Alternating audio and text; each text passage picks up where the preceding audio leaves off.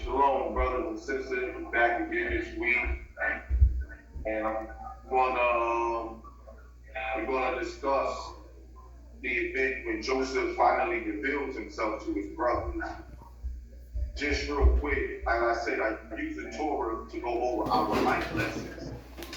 And when the Israelites was in Egypt, and Joseph finally revealed himself, before he revealed himself to his brothers, he told them, bring back his younger brother Benjamin.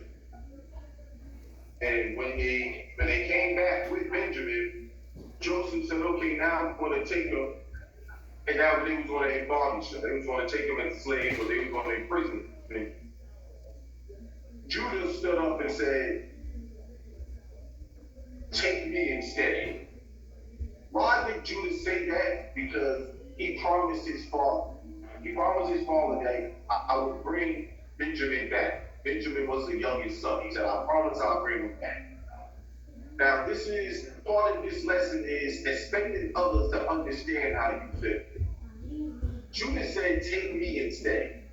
Because he knew if he did not bring his younger brother Benjamin back home to his father, he already knew what was going to happen. He already knew what that was going to do to his father. So this is why I tell people, expecting others to understand how you feel. Look at the word family. Take Judah for instance. He said, in bondage me, take me, but don't take my younger brother. Okay? Not to mention, he had to go back down to Egypt because his other brother Simeon was locked up. So he had to get him out of prison. Upon getting him out of prison, now he got to try to save his other younger brother from going there. So he was willing to sacrifice himself. And that's the definition of love. Sacrificing yourself. What is family?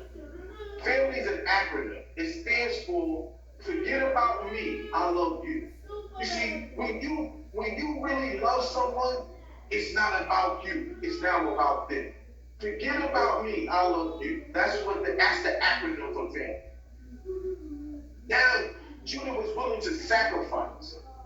You see, and this is the problem with people. You say you love someone, you care about them, but where's the sacrifice? Are you willing to put yourself in their position? I know a guy, like I said, I don't say names, but he was dealing with a woman who was, she made the first time he left his mother's house because she opened the first door so he could live. She ended up losing her place and she had to go live in a shelter. He had two options, and I said, bro, I hope you choose the right one. He could have went to the shelter with her and struggled with her, or he could have went back to his mother's house. Of course, he went back to his mother's house.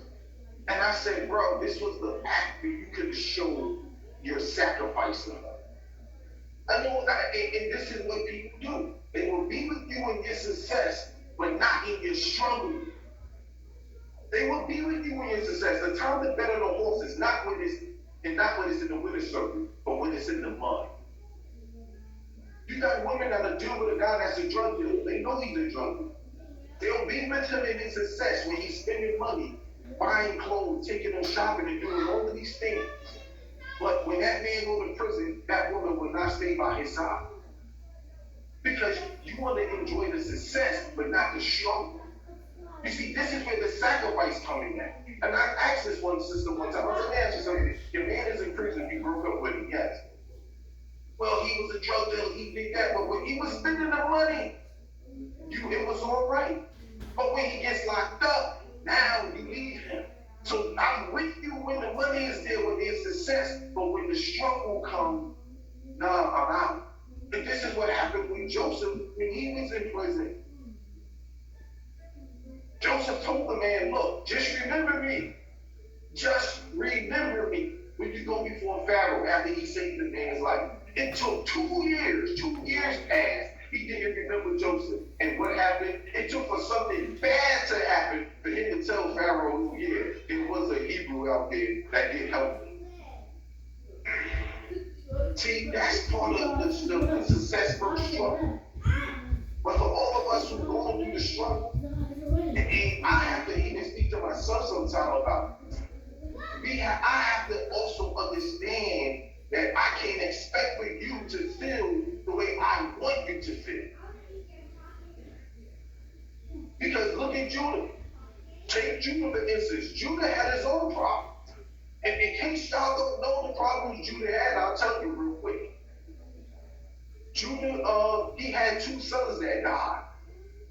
Before that, his wife died. He had issues with his daughter-in-law who tricked him into getting her pregnant. Judah had his own issues. He was still grieving. His wife died. His 2 sons died. I mean, the man had his own problem, but yet he was still willing to sacrifice everything for his brother. And this is the definition of real love. What are you sacrificing? You see, this is the empathy versus sympathy. A lot of people got sympathy. Oh, I feel sorry for you. Yeah, I understand. Yeah. That's sympathy. Empathy is when you experience what I went through. And a lot of people don't want to go through the empathy with you because now they got to taste what you're going through. And a lot of people don't like that. The next one was, Judah said, take me instead. My question is, where's Reuben? When the Israelites sat down to eat with Joseph, did not Reuben sit at the head seat? Reuben, they all sat down according to the birthright, to their birth eat. Reuben, you was the head. Why didn't so you could take a seat as the elder, as the brother? But why didn't you take a stand and say, no, Judah, I got this. Take me. See, we got a lot of Reubens out here who love to sit in these seats, but they don't want to set example. You got a lot of the guys that are gangs that will tell somebody to do something, but they themselves won't put in that same work they're asking for. But Reuben wanted to sit in that seat. He was the firstborn. He wanted that birthright. This is why they dislike Joseph. But Reuben, when it's time for you to be the leader, where are you? I tell all these people who read their Bible, their Torahs, or whatever you believe in, when it's time to be a leader, where are you? You want to preach to people, but where are you? You're not in the prisons visiting the prison. Where are you? Now you're the leader. If you are a leader for a reason, you're supposed to set an example. Why aren't you in them hospitals visiting the sick? Going out helping the poor. You see, this is what I tell people. This is the empathy versus sympathy. See, you don't want to invest in a person's problem or pain or feelings because you don't want it in your life. See, our feelings are obvious to us, so they must be obvious to others. And that's a problem that I have. Because I feel a certain way, I feel you should. Obviously, I'm going through it. You should feel it. And as I say, I also speak to myself in these teachings. Because I felt one time, like, look, it's obvious what I'm going through. You should understand it. But I understand the empathy versus sympathy thing. Because the human understanding is like false mirrors. We see things through our misunderstanding or perception. I had a woman tell me, oh, my cousin is fine. I said, why is he fine? He's in prison, getting 3 meals a day. He's all right until she got locked up. I said, oh, remember you said you don't get the people in prison? Yeah, okay, now, what if your kids don't want to come see you now? Oh, how was your 3 meals a day now? Can you actually understand? And unfortunately, it takes for a person to go through what you're going through to understand what you're going through. Because that's the sympathy. Oh yeah, I understand you're going through. Do you really understand it? Until you go through what I go through and feel what I feel, you're giving me sympathy. I want empathy. I want you to experience what I'm going through. Because that's the only time people are going to help. I can't expect for you to feel what I feel if you're not going through what I'm going through. It says when they just don't understand, get them to feel what you're feeling. That's what the professor said one day. Because people are in 3 different ways. A person can read something and they can understand. A person needs an example and they can understand. Or some people in life, unfortunately, they just need the experience. They have to experience something for them to understand. The second part of this, as I begin to close out, is Joseph, when he first revealed himself to his brothers, he cried.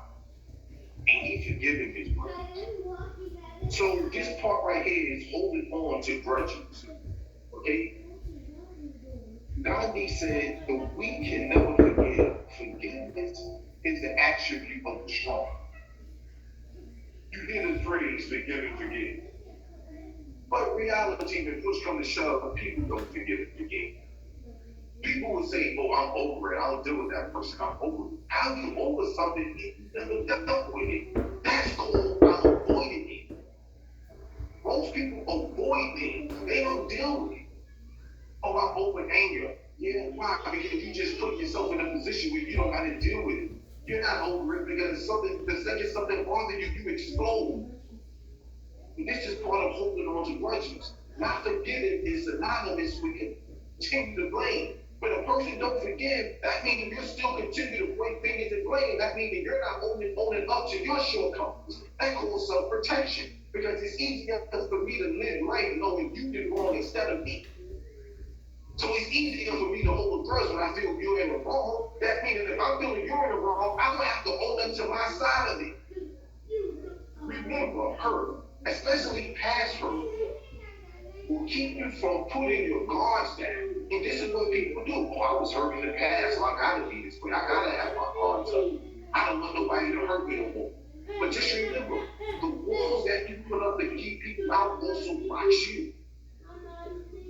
So now, because you don't put this wall up, you don't act crazy. You're angry. You got an attitude. You're always mad. You're always upset. Now it caused you to be alone. Nobody want to deal with you. Yeah, you're safe. No one is hurting you, but now you're alone because no one can put up with your attitude. So I ask people, when is it safe to forgive? It's whenever you learn whatever you need to know to prevent a harmful situation from reoccurring. Once you learn the lesson from being hurt, that's when it's best to forgive because you will never put yourself in that situation again. To be wrong is nothing unless you continue to remember it. And that's the problem with people. You keep remembering the wrong.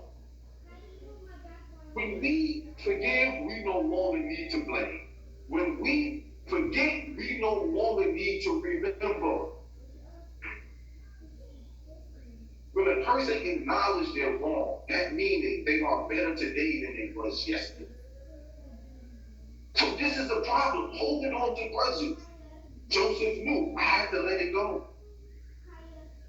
And this is the problem with us, we hold on to grudges. And I'm telling you, I'm speaking to myself too. Because trust me, anybody who knows me, I'll hold a grudge. But I fight it sometimes. But I got to a point in my life where now I'm saying is, what is it costing me to forgive somebody? What is it costing me to forgive what they did? It's not costing me nothing. So why not do it? Before I end, the last one is, when the Most High told Jacob, don't fear to go down into Egypt because Joseph was there. He found out Joseph wasn't there. He was alive. He said, there, he's talking about Egypt, I will make you great. There, you mean in a place where we was going to be slaves later on? He was going to make us a great nation there. Why you just didn't make me a great? Why I can't be great here in Canaan, where it's fine, I'm at peace, I have no problem. Why I gotta pack up and leave and go to Egypt to be great? Because although you was in a place that good is good, but good is not great. See, the unfamiliar place is an interesting place. Pain produces things that complacency can't.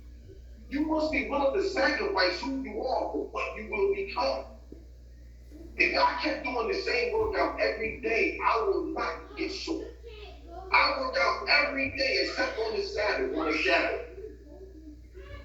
And if I did the same workout, I would not be sore because I would be used to it.